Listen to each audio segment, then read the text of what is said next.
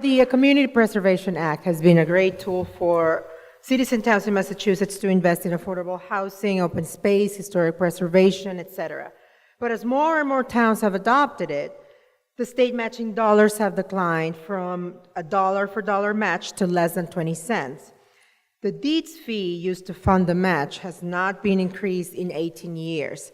So this is a two-part question. Number one, will you support increasing the deeds fee so the state matching funds can equal at least 50 cents on a dollar? And number two is, how will you make sure that every city and town lives up to the requirement that 10% of the funding be used for affordable housing? 18 years is a long time. It's obvious that there needs to be an adjustment made. One almost made it through the budget in the process last year. We would support that mechanism being increased.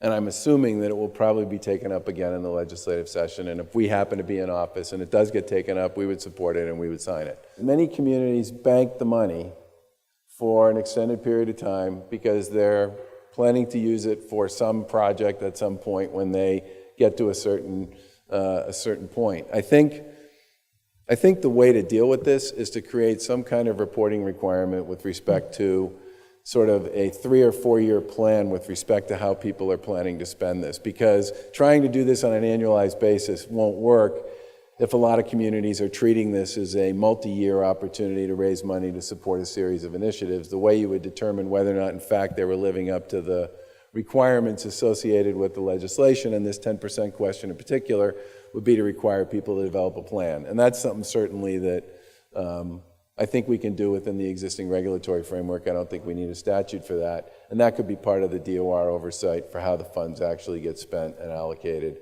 and a way to deal with the question and the issue that you're raising.